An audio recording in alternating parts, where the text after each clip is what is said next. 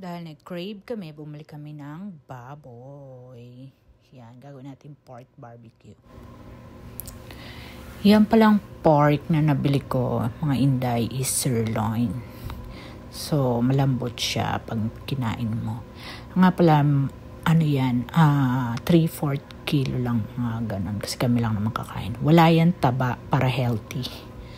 So, dito naman kasi sa Amerika, walang kasing sarap na barbecue sa restaurant. So, gumawa tayo ng homemade.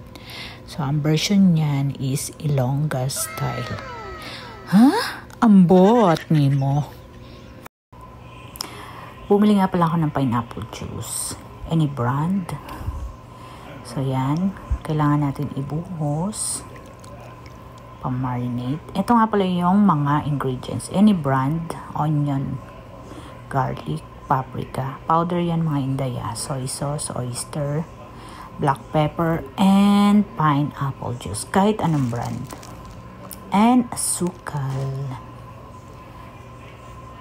Dahil ayaw ng asawa ko ng garlic. Charan! Yan. Puro powder lang ang inilagay ko. So, pwede na natin siyang ibabad at least mga 30 minutes. Yan. Magtusukan na tayo. So, yan.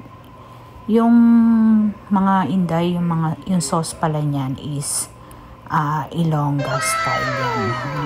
So, namana ko yan sa aking mudra. Yan. Dati kasi kaming may ihawan. So, yan. Dahan-dahan lang kayo sa paghiwa. Pagtusok. Pagtusok pala. Tusok lang ng tusok. Baka mamaya ang matusok nyo na yung daliri nyo. Ano lang yan, babala. Mga pang-expert lang yan. Mga moves niyan is pang-expert lang. Yan.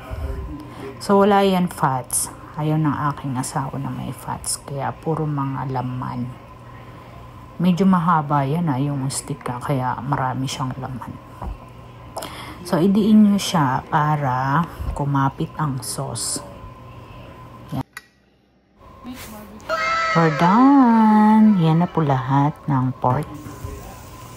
Yung asawa ko nga pala ang nag-ihaw. Yung sauce niya, hindi mo pwedeng itapon. Kailangan ilagay mo rin siya. I-brush mo yan dyan. Yan nga pala yung likod ng bahay namin. Mga nakikiamoy ng barbecue. Yeah, kain na tayo sa asawa ko. Sa akin. Gumawa nga pala ako ng torta dyan. So, sinama ko na rin. Isa lang naman. Kain tayo. Unang subo sa inyo, mga chismosa. Sarap. So, kailangan ko munang kumain. Babay muna. Thank you for watching.